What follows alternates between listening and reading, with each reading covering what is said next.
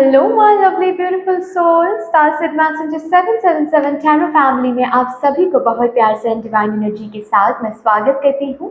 मेरा नाम है श्रेया, आपकी tarot reader, tarot healer, numerologist, occultist, holistic life coach, spell caster and of course आपके सोल मैसेंजर। और आज हम यहाँ पर आप सभी के लिए एक pick and image as well as pick your date of birth reading लेकर आए हैं, जिसका टॉपिक आज कुछ ऐसा रहेगा कि आपको यहाँ पर मदर यूनिवर्स ने बुलाया है। क्यों बुलाया है? क्योंकि आज उनको एक लाइफ चेंजिंग सीक्रेट रिवील करना है आपको लेकर, आपके लाइफ को लेकर। जो सीक्रेट को अगर सुनते हो आप, उसके ऊपर काम करते हो आप, उसके मुताबिक आप खुद को प्रिपेयर करते हो, आगे बढ़ाते हो, देन फॉर श्योर आपकी जिंदगी चेंज हो सकती है for the better. The kind of changes you are desiring for, जो चेंज आप अट्रैक्ट करना चाहते हो अपनी जिंदगी में, वो चेंज आप ला सकते हो।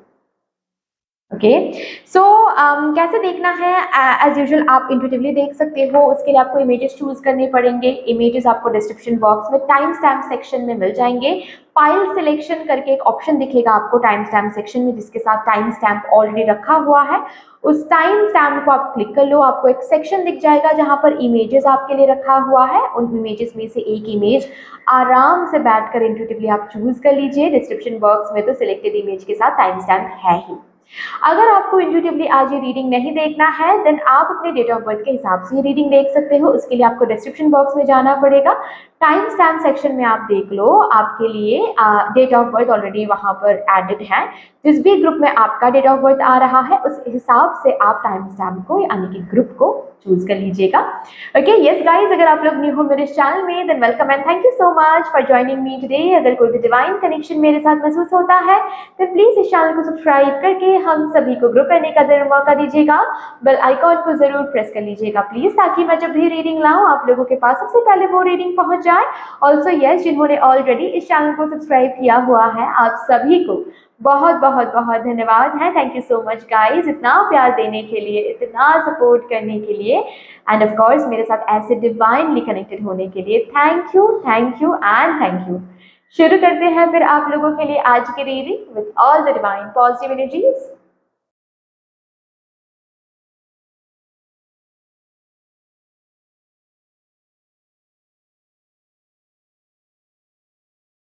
Hello my lovely beautiful group number 1, welcome to your beautiful reading. देखते हैं कौन सा लाइफ चेंजिंग सीक्रेट रिवील करने के लिए मदर यूनिवर्स ने आज यहाँ पर आप सभी को बुलाया है। So with all the divine positive energies, let's shuffle up your cards first, and of course while shuffling मैं आप सभी को बहुत बहुत बहुत धन्यवाद देना चाहूँगी। जिस तरीके से आप लोग मेरे साथ आज यहाँ पर एनर्जी एक्सचेंज कर रहे हो, मैं प्रार्थना करती हूँ यही एनर्जीज आप लोगों की ज़िंदगी में भी लौट कर आएँ in doubles and in multiply. Thank you so much. चलिए, thank you so much spirits, please मुझे गाइड कर दीजिए for my divine group number 1 collective. कौन सा वो लाइफ चेंजिंग सीक्रेट है जो मदर यूनिवर्स आज रिवील करना चाहती हैं मेरे ग्रुप नंबर 1 के लिए। Thank you. चलिए जी, द वेसल,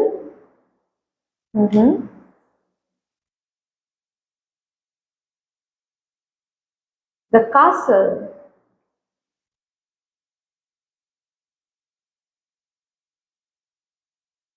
ओ ओ अच्छा, द जज,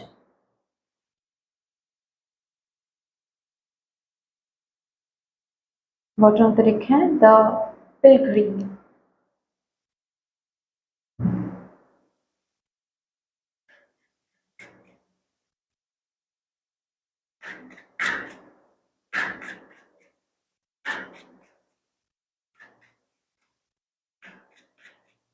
यहाँ से भी देखते हैं।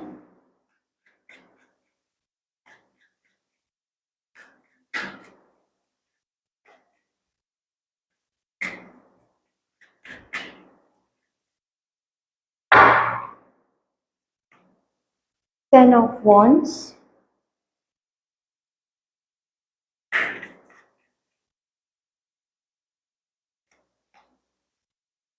the Chariot,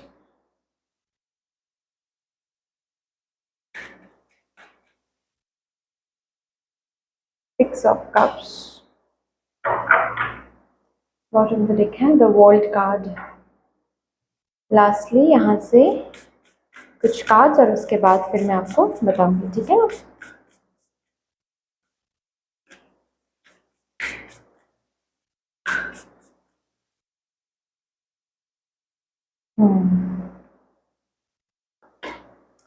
boundaries,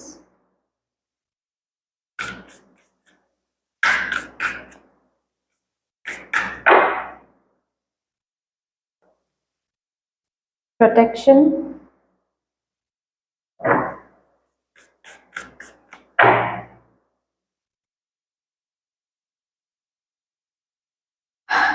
blessings, bottom पे लिखे आंसर्स।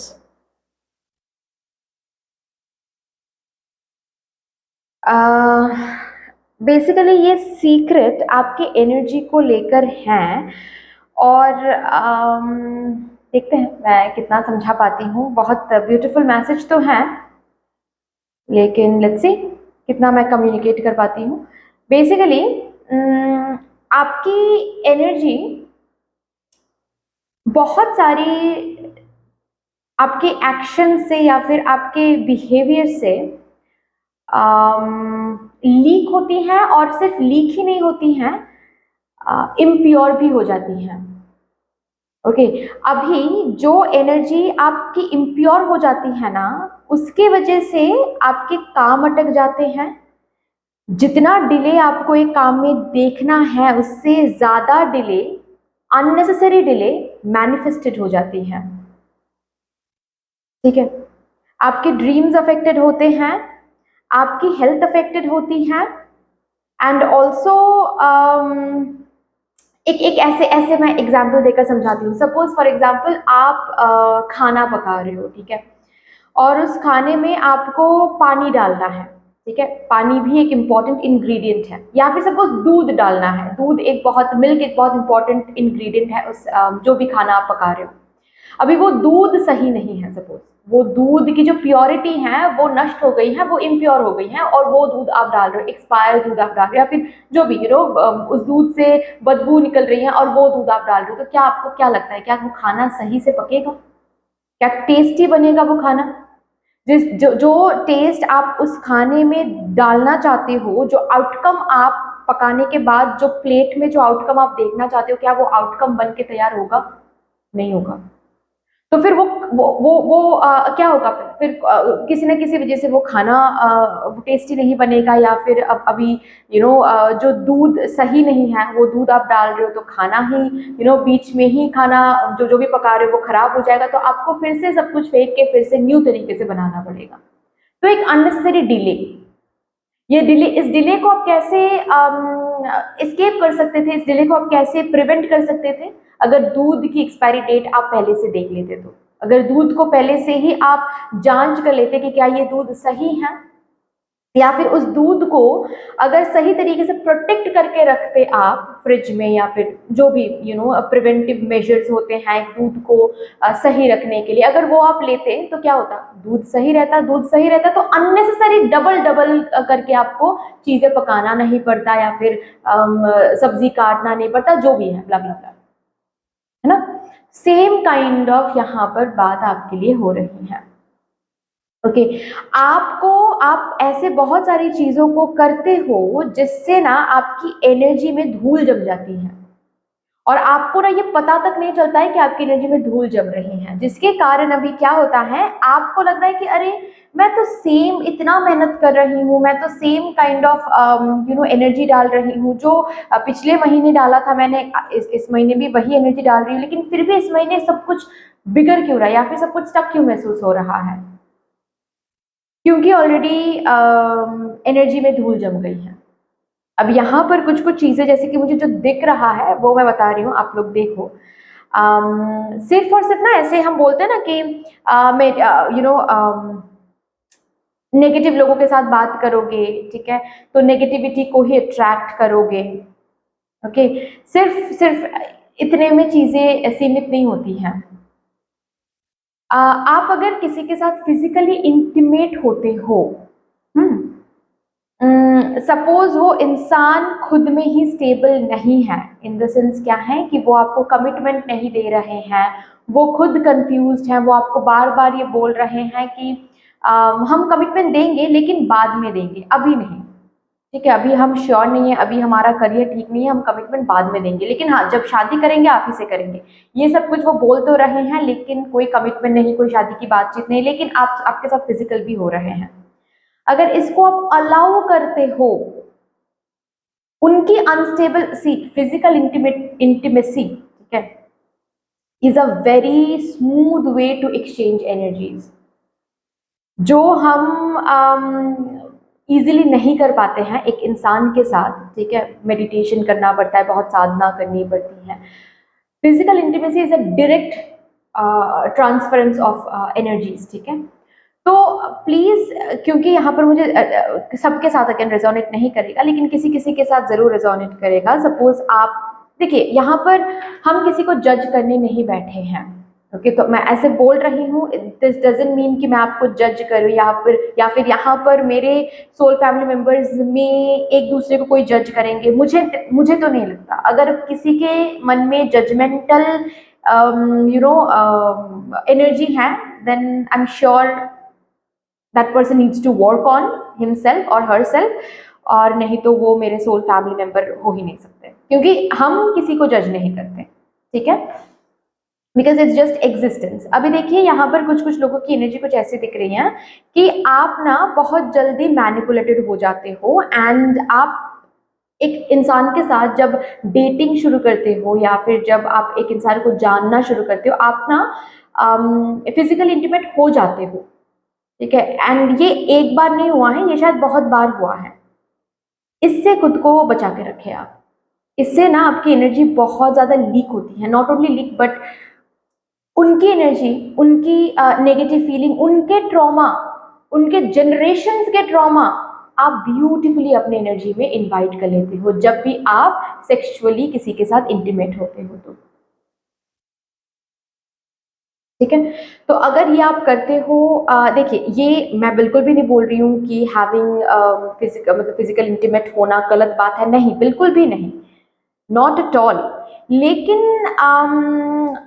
अगर बात ऐसी है कि किसी को जानने से पहले ही आप फिजिकली इंटीमेट हो रहे हो उस पर्सन के साथ, जस्ट बिकॉज आप बहुत ज़्यादा अट्रैक्टेड हो रहे हो, ठीक है, फिजिकली उस, और वो पर्सन भी बहुत अट्रैक्टेड है, so you are just having it, ये ना करके आप पहले उस पर्सन को जान लो, ठीक है, उस पर्सन के ट्रॉमा को जान लो। उससे क्या होगा, आपके माइंडसेट में ना, आपकी इंटेंशन में एक प्रोटेक्टिव मेजर बन, मतलब इंटेंशन इज वेरी इंपॉर्टेंट है, ठीक है, आपकी इंटेंशन में ना वो बन जाएगा कि अच्छा, इस पर्सन की इस पर्सन के बचपन से ना पेरेंटिंग स्टाइल सही नहीं था, आपको आपके इंटेंशन में वो पता है, तो आप इंटेंशन में ही आप ये रखोगे वाइल बीइंग इंटीमेट कि मैं उस पर्टिकुलर ट्रॉमा को कभी भी फिल्टर करके मैं इस पर्सन की एनर्जी को चैनल करूंगी, कभी भी मैं उस पर्सन के उस ट्रॉमा को अपने अंदर डाउनलोड होने नहीं दूंगी, या फिर ट्रांसफर होने नहीं दूंगी, या फिर नहीं दूंगा। तब जाकर आपको पता चल जाएगा कि कहाँ पर उस पर्सन की एनर्जी ट्रांसफर हो रही है, कहाँ पर रोकना है उस पर्सन की एनर्जी को, कहाँ पर फिल्टर करना है, ये आपको पता चल जाएगा, ठीक है।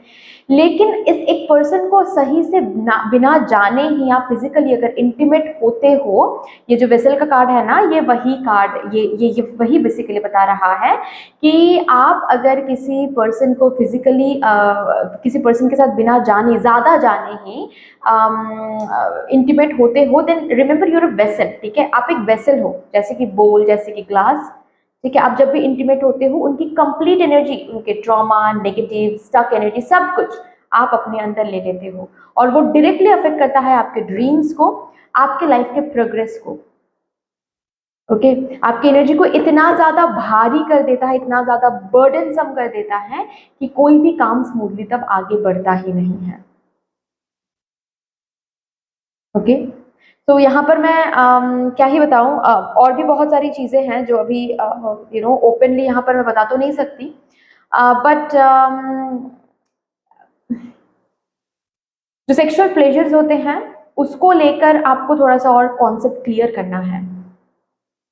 ओके, मतलब sexual pleasures is not a sin, not never ever a sin. Okay, लेकिन उस प्लेजर को आप किस तरीके से चैनल कर रहे हो, that is a very important thing. उस पर डिपेंड करता है कि आपकी एनर्जी इम्प्योर हो रही है या फिर आपकी एनर्जी प्योर ही रह रही है। It is a very important thing. Okay, जैसे कि अगर आप बहुत ज़्यादा नॉनवेज लेते हो, your energy is getting impure. ठीक है, अगर आप लोगों को, सिचुएशन को बहुत ज़्यादा जज करते हो, आपकी एनर्जी इम्प्योर हो रही है।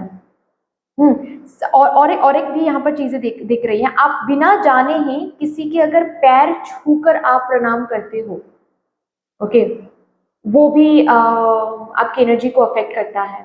हाँ जी, ये करता है, क्योंकि ना जैसे कि हम ईश्वर के जो भी भगवान के आइडॉल्स हैं, है ना, जो भी मूर्ति हैं, और उन मूर्तियों पर हम क्या करते हैं, उनके पैर छूकर हम प्रणाम करते हैं। क्यों? क्योंकि जो भी हम एनर्जीज अपने शरीर में, अपने ऑरा में रखते हैं, वो सब कुछ जाकर प्रिजर्व होते हैं हमारे पैर पे।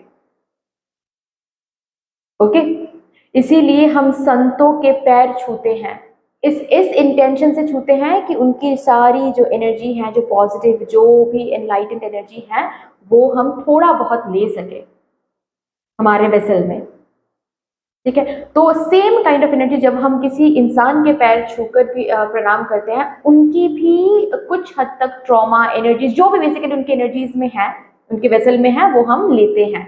उनके वेसल में अगर नेगेटिविटी है तो भी हम लेते हैं। उनके वेसल में अगर कुछ कर्स हैं, सपोज उनके जनरेशनल कर्स हैं कुछ, ठीक है, वो भी हम थोड़ा सा ले लेते हैं। उनके वेसल में अगर कुछ स्टक एनर्जी है, वो भी ले लेते हैं हम। ट्रॉमा है, वो भी ले लेते हैं हम, थोड़ा थोड़ा करके। ठीक है, तो ये अगर आप करते हो बिना जाने ही, बिना समझे ही किसी के पैर छूकर आप प्रणाम करते हो, ये थोड़ा सा आपको चेंज करना है। मैं किसी के ट्रेडिशन को हर्ट नहीं करना चाहती। मैं सिर्फ और सिर्फ एनर्जी के बारे में बात कर रही हूँ। ठीक है, ये हो सकता है थोड़ा सा कंट्रोवर्शियल हो जाए। ठीक है, बहुत सारे लोग अब मतलब कमेंट कर सकते हैं कि दी, मेरे घर पे तो ये ट्रेडिशन है, इसको कैसे हम छोड़ सकते हैं, I am a very traditional lover person. नहीं, छोड़ो मत, मैं ये नहीं बोल रही हूँ, बट अगर पैर ना छूकर, अगर घुटनों के वहाँ पर आप छूकर उनका आशीर्वाद ले सकते हो, वो कर सकते हो आप। ठीक है, लेकिन जो फीट है ना, हमारे जो फीट हैं, उसमें एनर्जीज प्रिजर्व्ड होती हैं। ठीक है, उसमें एनर्जीज ना प्रिजर्व्ड होती हैं, जिसके कारण हम भी ऐसे, जब लोग योगा करते हैं, मेडिटेट करते हैं, हम क्या रिकमेंड करते हैं कि हर दिन नंगे पैर फ्लोर पर चलो, या फिर पार्क पर जहाँ पर बहुत ग्रीनरी है, वहाँ पर नंगे पैर चलो, क्योंकि पीठ से ना एनर्जी बहुत इजीली ट्रांसफर्ड होती है। ओके, क्योंकि वहाँ पर बहुत सारी एनर्जीज प्रिजर्व्ड होती हैं। तो नंगे पैर चलोगे तो अर्थ की जो रॉ एनर्जी है, वो डायरेक्टली ट्रांसफर होकर फीट में जो भी प्रिजर्व्ड एनर्जीज हैं, ठीक है, जहाँ पर जो भी नेगेटिव एंड जो भी स्टक एनर्जीज है, वो इजीली हील हो पाएगा। आपकी अगर हेल्थ वाइज आप बेहतर फील नहीं कर रहे हो, रिमेंबर आपके फीट के वहां पर ही आपकी एनर्जी प्रिजर्व्ड है। ठीक है, जैसे कि एक्यूमुलेटेड हो गया है आपके फीट में, तो आप नंगे पैर चलोगे, मदर अर्थ की एनर्जी डायरेक्टली आपको हील कर सकती है, ऐसा हम बोलते हैं। तो ये भी और एक चीज दिख रही है मुझे, कि आप लोग अगर किसी को बिना जाने ही, बिना समझे ही, अगर मैं बता रही हूँ, अगर किसी को जान गए आप, सपोज आप अपने मम्मा को जानते हो, अपने पापा को जानते हो, उनकी क्या ट्रॉमा है, उनके क्या नेगेटिव थिंकिंग है, आपको ये पता है। जैसे कि मैं अपने मम्मा को जानती हूँ, उनके अंदर क्या ट्रॉमेटिक एक्सपीरियंसेस चलते रहते हैं, क्या नेगेटिव सोच चलती रहती है, मुझे पता है। इसलिए जब भी मैं उनके पैर छूकर मैं प्रणाम करती हूँ, ठीक है, मुझे पता है, मेरे इंटेंशन में रहता है कि कौन से एनर्जी को मैं ब्लॉक करूंगी, उसको इंटेंशन में रखते हुए ही मैं प्रणाम करती हूँ कि नहीं, मैं इनके ये ट्रॉमा को, ये एक्सपीरियंस के साथ रेजोनेट नहीं कर रही हूँ, इनको मैं वेलकम भी नहीं कर रही हूँ, इनवाइट भी नहीं कर रही हूँ अपने वेसल में। ठीक है। तो ऐसे अगर किसी को पता है, किसी को अगर जानते हो आप, तो वहां पर आपको पता होगा कि कौन से एनर्जीज के साथ आप रेजोनेट नहीं कर रहे हो, कौन से एनर्जीज को आप वेलकम ही नहीं करोगे, इनवाइट ही नहीं करोगे। आप इंटेंशन में रखते हुए ही अपने आप ही वो आपके इंटेंशन में आ जाएगा, अपने आप आपको फोर्सफुली लाना नहीं पड़ेगा, अपने आप ही आप इंटेंशन में आ जाएगा और आप प्रणाम करोगे तो कोई दिक्कत नहीं होगी। लेकिन किसी को अगर नहीं जानते हो आप, उनके ट्रॉमा, उनके नेगेटिव एनर्जीज आपको जब नहीं पता होगा ना, तो वहां पर दिक्कत होती है। तो ऐसे बहुत सारे, नॉट ओनली नेगेटिव लोगों के साथ बात करना या फिर नेगेटिव चीजें सोचना, नेगेटिव चीजें बोलना, क्योंकि यहाँ पर मुझे ऐसे बहुत सारे सोल फैमिली मेंबर्स दिख रहे हैं जो हाल फिलहाल में नेगेटिव नहीं सोच रहे हैं, नेगेटिव नहीं बोल रहे हैं, बहुत सारे पॉजिटिव चीजों को इनकॉर्पोरेट भी कर चुके हैं अपने रूटीन में, लेकिन फिर भी चीजें ना कभी कभी एनर्जीज बहुत स्टक महसूस करते हैं, अपने ड्रीम्स एंड विशेस की तरफ आगे नहीं बढ़ पाते हैं, प्रोग्रेस नहीं देखते हैं। ये इस वजह से होता है, और ये सीक्रेट आज मदर यूनिवर्स आपके सामने रिवील करना चाहती थी, क्योंकि वो ना बेसिकली मुझे यहाँ पर दिख रही है जैसे कि ईश्वर ऑब्जर्व कर रहे थे आपको, कि आप शायद खुद समझ जाओगे, खुद समझ जाओगे, लेकिन जब ये हो नहीं रहा है, जब सिचुएशन चेंज नहीं हो रही है आपकी, आप समझ नहीं रहे हो इस ये जो भी कुछ हो रहा है, बेसिकली जो भी आपकी एनर्जी को ब्लॉक कर रही है, जो आपकी एनर्जी को लीक करता है, इम्प्योर करता है, ये जब आप खुद समझ नहीं रहे हो, तब आज आपको बुलाया है ये सीक्रेट रिवील करने के लिए। This is the secret. इसी वजह से आपके काम जितना अटकना होता है कार्मिक बैगेज की वजह से, उससे कई ज्यादा स्टक एनर्जी आप मैनिफेस्ट करते हो, अट्रैक्ट करते हो इसकी वजह से। यहाँ पर इसीलिए बोला गया है आपको बहुत सारी जगहों पर अभी बाउंड्रीज लगाना है। ओके जैसे कि जो कि मैंने बताया, इंटीमेट होना, ठीक है, फिजिकल इंटीमेसी में जाना। ऑल्सो अगर इट्स नॉट अबाउट कि बहुत सारे लोगों के साथ आप इंटीमेट हो चुके हो, या फिर बात सिर्फ यही नहीं है, अगर आपके सिर्फ एक ही पार्टनर है, ओके, या फिर टिल डेट आपने सिर्फ एक ही पर्सन के साथ आप रहे हो, उसी पर्सन के साथ आप इंटीमेट हुए हो, ठीक है, you need to understand more about that person then, ठीक है, कि उनका मूड कब सही है, या फिर फॉर दैट मैटर ऐसी भी बात है कि जब आप इंटीमेट हो रहे हो उस पर्सन के साथ, आपका मूड कैसा है, आप अपने दिमाग में क्या सोच रहे हो, ठीक है। अगर नेगेटिव सोच रहे हो तो वो मैग्नीफाई हो जाता है उस समय में, क्योंकि फिजिकल इंटीमेसी ना एक सैक्रेड प्रैक्टिस माना जाता है, ठीक है, फिजिकल इंटीमेसी को ना एक सैक्रेड प्रैक्टिस माना गया है, जो डायरेक्टली आपके रूट चक्रा को ओपन करता है, डायरेक्टली, मतलब अगर अवेयर रहकर अगर आप फिजिकल इंटीमेट होते हो, you will feel your root chakra, ऐसे हम बोलते हैं, और ये सच भी है, ठीक है। जैसे कि हम बहुत तपस्या करके, बहुत कुछ करके रूट चक्र को ओपन करने की कोशिश करते हैं, फिजिकल इंटीमेसी डायरेक्ट एक कनेक्शन है, जिससे आप अगर सही चैनलिंग करते हो, देन रूट चक्र को वो इफेक्ट कर सॉरी अनलॉक करने में मदद करता है वो प्रैक्टिस, ठीक है, वो एक्शन। लेकिन बात यहाँ पर यह है कि कभी कभार ऐसी भी एनर्जी है कि आप फिजिकल इंटीमेट होते हो आपके पार्टनर के साथ, और जब फिजिकल इंटीमेट होते हो तब आप कुछ नेगेटिव सोच रहे होते हो, या फिर कुछ टेंशन में होते हो, कुछ स्ट्रेस में होते हो। नहीं, अगर आपके पार्टनर भी ऐसे हैं कि वो स्ट्रेस में हैं, तो वो फिजिकली इंटीमेट हो रहे हैं स्ट्रेस बस्ट करने के लिए, ठीक है, एज अ स्ट्रेस बस्टर वो फिजिकल इंटीमेसी को ले रहे हैं, then don't be intimate at that moment. Rather आपके पार्टनर को ना आप कुछ और, मतलब हेड मसाज दो, ठीक है, एक अरोमा थेरेपी दो, सॉन्ग्स म्यूजिक चलाओ, ठीक है, अच्छा कुछ खाना पका के दो आप, या फिर कुछ और ट्राई करो, not physical intimacy. Physical intimacy आप अपने पार्टनर के साथ तभी हो जब आप दोनों पॉजिटिव एनर्जी में हैं, जब आप दोनों यू नो प्रेम की ऊर्जा में हो, आप समझ रहे हो ना। तो ऐसे अभी यहाँ पर मैं और क्या और भी बहुत सारी चीजें हैं जो ऑफ कोर्स आप समझोगे, क्योंकि उतना तो अवेयर आप हो, आई गेस उतना तो एनलाइटन हो आप लोग, इसके लिए ही यहाँ पर आप लोगों को बुलाया गया है। तो ऐसे बहुत सारे कॉन्सेप्ट है जो आपको समझना है for being physically intimate with someone, ठीक है, अगर आपकी एनर्जी को आपको सही रखना है तो, ठीक है। सो ऐसे ऐसे बाउंड्रीज आपको रखना है फिजिकल इंटीमेसी को लेकर, जो बोला गया है, पैर छूकर प्रणाम करने में जो बोला गया है, हैंडशेक करना अगेन, ठीक है, ज़्यादा अफेक्टेड तो नहीं होते हैं हम हैंडशेक में, लेकिन अगर करना होता है, अगर करना है ही किसी के साथ हैंडशेक, दिन करो।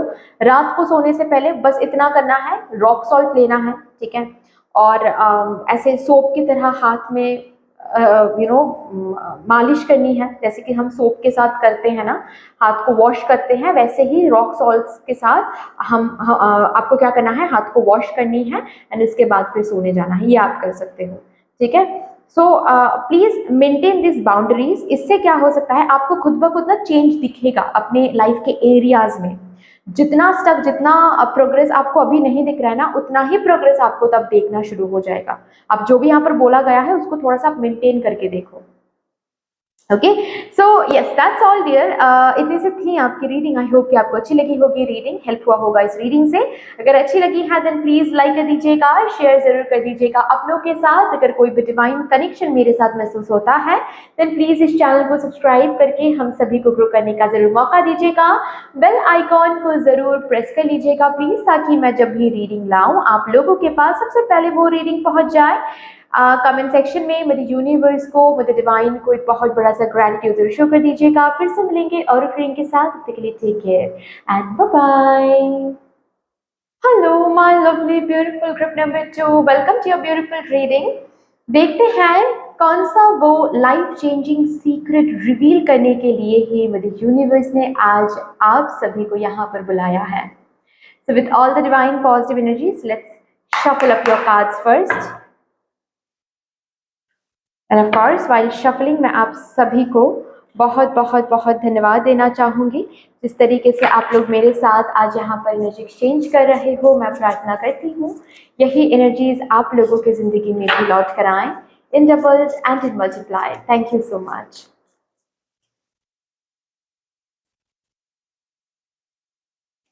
कौन सा लाइफ चेंजिंग सीक्रेट है जो मेरे ग्रुप नंबर 2 को मुझे यूनिवर्स रिवील करना चाहती हैं? प्लीज स्पिरिट्स मुझे गाइड कर दीजिए for my divine group number 2 collective. Thank you so much.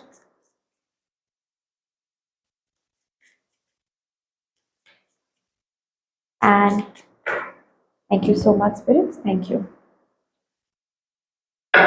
चलिए, द जज gave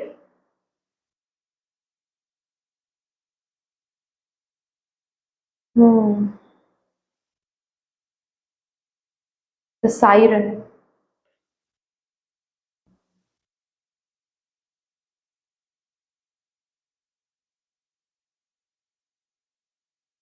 the village,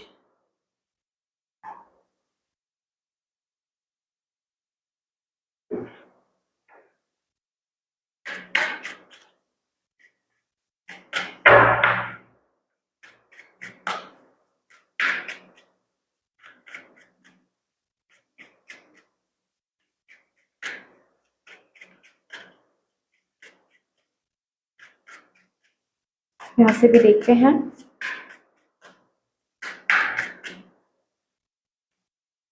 night of swords, the hierophant, three of wands,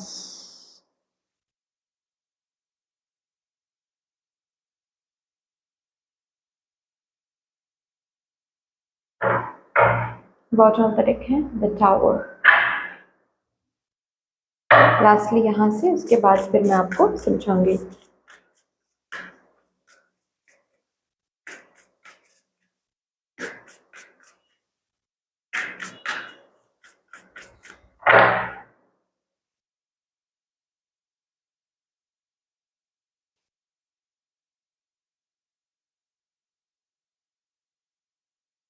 love,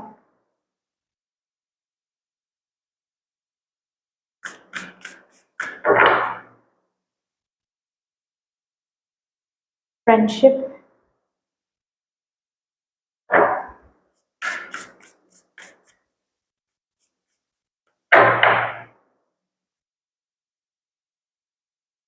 confidence. अच्छा, बॉटम पर एक है आंसर्स। सीक्रेट कुछ ऐसा है कि आप एक सिचुएशन को, जब भी कोई इवेंट आपके ज़िंदगी में होती हैं, घटती हैं, उस इवेंट को, सिचुएशन को आप एग्जैक्टली जिस तरीके से जज करते हो, आपके आने वाले 3-4 इवेंट्स उस जजमेंट के बेसिस पर शेप हो जाता है अपने आप। तो मदर यूनिवर्स यहाँ पर ये सीक्रेट इसीलिए रिवील करना चाहती हैं कि आप समझ जाओ आपके जजमेंट या फिर आपके पर्सपेक्टिव कितना इम्पोर्टेंट है।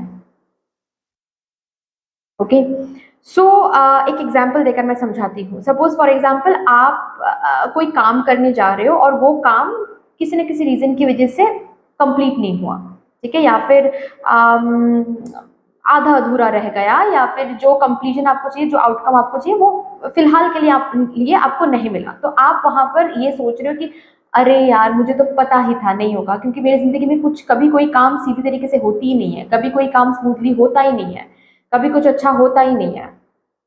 तुरंत के तुरंत आप वो देखकर उस एक्सपीरियंस को, जब आप जी रहे हो, उस एक्सपीरियंस को जीते वक्त आप तुरंत के तुरंत यही सोच, यही इसी तरीके से उस सिचुएशन को, उस एक्सपीरियंस को आप जज कर रहे हो, इसी तरीके से आप उस इवेंट को परसीव करो, जज करो। तो यहाँ पर उसके बेसिस पर क्या होता है आपकी जिंदगी में, आपके साथ आपके आने वाले कुछ कुछ क्यों कहूंगी, बहुत सारे इंसिडेंट्स उसी हिसाब से शेप हो जाती हैं। आपने क्या कहा यहाँ पर कि मुझे तो पता ही है, मेरी जिंदगी में कुछ भी चीजें स्मूथली नहीं होती हैं, कुछ भी, कोई भी काम स्मूथली नहीं होता है। तो आने वाले जो काम स्मूथली हो भी सकता था, वो भी काम उसके वाइब्रेशन में ही आ जाता है कि वो भी काम अब स्मूथली नहीं होगा। उस काम को भी करने के लिए आपको 2-3-4 बार मेहनत करनी पड़ेगी, उधर उधर भागना पड़ेगा, तब जाकर वो काम कंप्लीट होगा।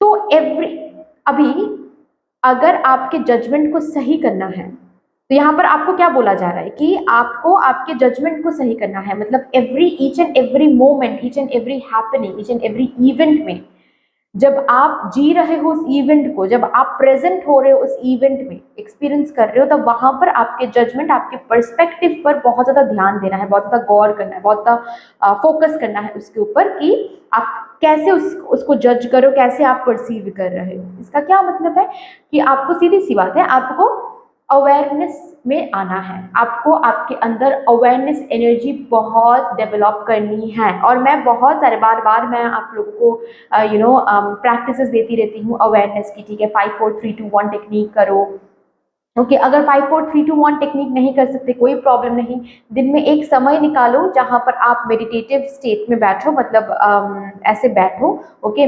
ऐसे थाइज के ऊपर आप हाथ रखो, ओपन, कोई मुद्रा नहीं, ऐसे ओपन हैंड रखो, ठीक है। उसके बाद फिर आंखें बंद करो, डोर क्लोज कर दो, शांत रहो, ओके। ब्रीदिंग एक्सरसाइज करो, 3 बार ब्रीदिंग पर फोकस करो, इनहेल करो नाक से, एक्सहेल करो मुंह से, ओके। ऐसे 3 बार आप अच्छे से, धीरे धीरे, जल्दबाजी नहीं, धीरे धीरे आप नाक से सांस लो और मुंह से सांस छोड़ो, और फोकस करो सांस पर। ये करने के बाद बस आंखें बंद करके अपने आसपास कौन से क्या क्या साउंड्स हो रहे हैं, 10 ऐसे साउंड्स को सुनो और रिकॉग्नाइज करो। दैट्स ऑल, इतना करो। 5-4-3-2-1 टेक्निक भी करने की जरूरत नहीं है, बस इतना तो कर ही सकते हो ना, आंख बंद करके 3 बार ब्रीदिंग एक्सरसाइज करके, सिर्फ और सिर्फ आंखें बंद करके वैसे ही बैठे रहो और अवेयर रखो, अवेयरनेस लाओ अपने अंदर, अवेयर रहो कि आपके आसपास कौन से साउंड्स, कौन सी नॉइज आपको सुनाई दे रही है। एक एक करके रिकॉग्नाइज करो। फैन, आपके सीलिंग फैन की कोई नॉइज हो रही है, उसको रिकॉग्नाइज करो। आपके मम्मा किचन में कुछ कर रही है, वो आपको सुनाई दे रही है, वो आप सुनो और रिकॉग्नाइज करो मन ही मन में, ठीक है। ऐसे 10 साउंड्स आप रिकॉग्नाइज करो और खुद को ये कमिटमेंट दो कि जब तक 10 साउंड्स मदर यूनिवर्स मुझे सुना नहीं देती हैं, तब तक मैं ये मेडिटेशन टर्मिनेट नहीं करूंगी या फिर करूंगा। तो ये जब आप सरेंडर करोगे ना मदर यूनिवर्स पे, तो आपको दिखेगा कभी कभी ना 10 साउंड्स आपको यूं सुनने को मिल जाएंगे, कभी कभी बहुत डिले होगा। मदर यूनिवर्स को पता होगा किस दिन आपको थोड़ा सा ज्यादा मेडिटेशन में बैठना है, किस दिन थोड़ा कम मेडिटेशन में बैठना है, उनको पता होगा, वो उस हिसाब से आपको आगे लेकर चलेंगी। ये आप करके देखो, बहुत अच्छा प्रैक्टिस है, मैं अभी भी करती हूँ गाइज, हर रोज करती हूँ, ये मेरा रोज का है। मतलब मैं खाना छोड़ सकती हूँ, पानी पीना छोड़ सकती हूँ, ये नहीं छोड़ सकती, ये हैबिट में आ गया, ये रूटीन में आ गया है मेरा। ये मैं करती ही करती हूँ, ठीक है। चाहे कोई फंक्शन हो मेरे घर पे, चाहे कोई स्पेशल दिन हो, चाहे मैं बहुत बिजी हूँ, ये मैं करती हूँ। एटलीस्ट कोई ना कोई टाइम फ्रेम मैं निकाल लेती ही हूँ अपने बिजी शेड्यूल से, ताकि ये एटलीस्ट प्रैक्टिस मैं कर सकूँ, ठीक है। इससे बहुत अवेयरनेस एनहांस होती है। बहुत एक टाइम के बाद ना आपको समझ में आ जाएगा कि आप बहुत दूर से कोई आवाज आ रही है और ना आप तुरंत ही समझ जाओगे कि अच्छा ये वो आवाज है। आपके आसपास जो लोग बैठे हुए हैं उनको नहीं पता चलेगा, वो बोलेंगे क्या बोल रहे हो तुम, कौन से आवाज के बारे में बात कर रहे हो। आप बोलोगे नहीं मुझे सुनाई दे रहा है, मुझे पता है वो आवाज है। ऐसी एक एनर्जी आपको अपने अंदर देखने को मिलेंगे। बहुत मैजिकल है, ये करके देखो, ठीक है। क्योंकि ये अवेयरनेस में आना आपके लिए बहुत जरूरी है। कभी कभार जो लोग अवेयरनेस में नहीं होते ना, वो लोग समझते भी नहीं है कि वो लोग कब क्या सोच रहे हैं, ठीक है। जैसे कि अभी मैं आप लोगों के लिए रीडिंग कर रही हूँ, ठीक है। अभी अगर मैं अवेयरनेस में नहीं रही तो मुझे पता भी नहीं चलेगा रीडिंग करते वक्त मेरे दिमाग में क्या चल रहा है। एक के बाद एक थॉट्स, एक के बाद एक परसेप्शन आकर चला भी जाएगा। मैं फील करूंगी लेकिन मुझे ये पता नहीं चलेगा ये फीलिंग आ कहाँ से रहा है ना। लेकिन अगर मैं अवेयर होती हूँ तभी जाकर मुझे पता चलेगा कि मैं रीडिंग तो कर रही हूँ, लेकिन इस रीडिंग से मैं परसीव, खुद क्या मैं परसीव कर रही हूँ, कहाँ पर इस रीडिंग से मैं ट्रिगर हो रही हूँ, कहाँ पर मैं इस रीडिंग से कुछ फील कर रही हूँ, अगर एट ऑल फील कर रही हूँ, कहाँ पर मुझे हील करना है, कहाँ पर मुझे कुछ कौन सी फीलिंग को लेकर कैरी फॉरवर्ड करना है खुद को। ये सब कुछ तभी मैं समझ पाऊंगी। तो इसके लिए अवेयर होना बहुत जरूरी है। बिना अवेयरनेस के, आप ये सोचो, बिना अवेयरनेस के आप कैसे जज कर रहे हो, कैसे परसीव कर रहे हो, किस तरीके से परसीव कर रहे हो, ये तो समझ में ही नहीं आएगा आपको। तो आप रेक्टिफाई कैसे करोगे, है ना। देखिए, गलती, आप गलत सोचना, नेगेटिव परसेप्शन करना, नेगेटिव जज करना, ये गलत नहीं है। रिकॉग्नाइज ना कर पाना ये गलत है। तो रिकॉग्नाइज तो करना है, सुधारना अगर है किसी चीज को, देन रिकॉग्नाइज तो करना है। तो रिकॉग्नाइज कैसे करोगे अगर अवेयर ही नहीं रह पाओगे। तो नंबर 1 इज अवेयरनेस, आपको अवेयरनेस खुद में लाना है। नंबर 2, जितना हो सके सिचुएशन में पॉजिटिविटी ढूंढने की कोशिश करो। अगर कोई सिचुएशन आपको अनप्लीजेंट सा लग रहा है, उसमें भी पॉजिटिव आउटकम को अटैच करो। मतलब फॉर एग्जांपल, जो कि एग्जांपल मैं ऑलरेडी दे रही थी, कि कोई काम सपोज आप करने जा रहे हो और कुछ ना कुछ पोस्टपोनमेंट आ रही है, या फिर कोई मीटिंग कंप्लीट नहीं हो रही है, कोई मीटिंग पोस्टपोन हो रही है। तो यहाँ पर ये सोचने की बजाय कि मेरा तो काम ही ऐसा होता है, मुझे तो पता ही था, कोई काम मेरी जिंदगी में सही से होता ही नहीं है, हर एक काम को करने के लिए 10 बार घूमना पड़ता है, 10 बार इधर उधर भागना पड़ता है, तब जाकर कोई काम होता है। ये सोचने के बगैर आप ये सोच सकते हो कि oh my God, mother universe ने शायद मुझे प्रोटेक्ट किया यहाँ पर, क्योंकि शायद मदर यूनिवर्स मुझे और भी ज्यादा अबांडेंस के साथ कनेक्ट करना चाहती हैं। Wow, I am ready to see that, I am excited, I am eager to see that, I am eager to welcome more and more abundance. जब आप ऐसे परसीव करोगे खुद को, ऐसे अलाइन करोगे, ऐसे जज करोगे सिचुएशंस को, तो आपके आने वाले सिचुएशन, आपके आने वाले इवेंट्स ना उसी के ऊपर बेस करके शेप होना शुरू हो जाएगा। आपने क्या कहा वहां पर कि मुझे तो, ओ माय गॉड, मुझे लगता है मदर यूनिवर्स मुझे प्रोटेक्ट कर रही है यहाँ पर, मुझे और भी ज्यादा अबांडेंस के साथ कनेक्ट करने के लिए। तो I am very eager to receive that. जब ये आप सोच रहे हो तो आने वाले इवेंट्स भी वैसे ही शेप होंगे। कैसे शेप होंगे? जहां पर मदर यूनिवर्स आपको प्रोटेक्ट करेंगे, जहां पर आपको मदर यूनिवर्स और भी अबांडेंस के साथ जोड़ने की कोशिश करेंगे। मतलब आने वाले इवेंट्स आपको और भी अबांडेंस के साथ जोड़ने की कोशिश करेंगे।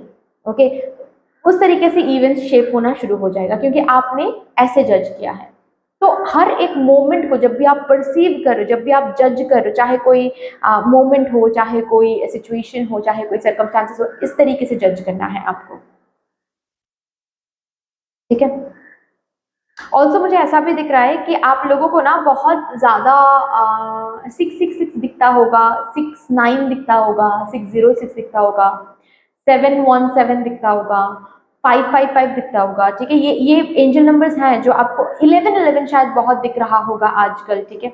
ये एंजल नंबर्स इसीलिए आपको दिख रहे हैं, तो मतलब ये एंजल नंबर्स जब भी आपको दिखते हैं ना, आपको एक साइरन, आपको एक वेकअप कॉल की तरह ये एंजल नंबर्स आते हैं आपके सामने कि please be aware of your thoughts, of your judgements. आप जो जज कर रहे हो, आप जो सोच रहे हो, जिस तरीके से जज कर रहे हो अपने लाइफ को, अपने एक्सपीरियंसेस को, वो आपको रिकंसिडर करना है।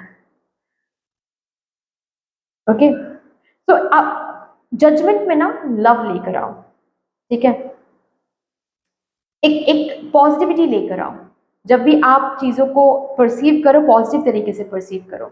ऑल्सो यहाँ पर और एक बात भी है, जैसे कि आप सपोज एक सिचुएशन में कोई इन्वेस्टमेंट दे रहे हो, ठीक है, चाहे ये लव हो, चाहे ये एनर्जी इन्वेस्टमेंट हो, चाहे ये टाइम इन्वेस्टमेंट हो, हार्ड वर्क एफर्ट, जो भी अपने तरफ से आप दे रहे हो उसमें कॉन्फिडेंस होना चाहिए। कभी कभार ये भी नहीं होता है, जिसके कारण आप जिस भी चीज में एनर्जी आप दे रहे हो, जिस भी चीज में एफर्ट आप दे रहे हो ना, वो काम सही से कंप्लीट नहीं हो पाता है, आप आगे नहीं बढ़ पाते हो उस काम में।